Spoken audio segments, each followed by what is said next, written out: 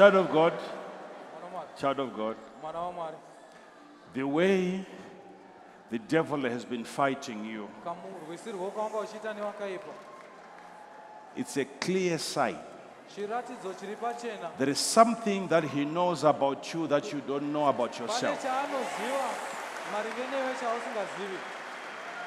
There is a secret about you. No, look at the fights. Look at the level of warfare. Look at the conflict. It is problem after problem after problem. There is something about you that the devil is aware of that you are not yet aware of. This week, we are dedicating this week to knowing the mysteries. Knowing the mysteries. Knowing secrets about you.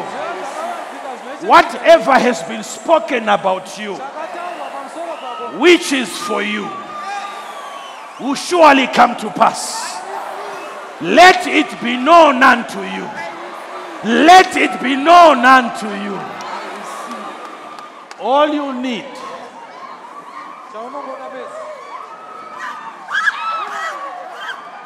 spend 30 minutes in prayer.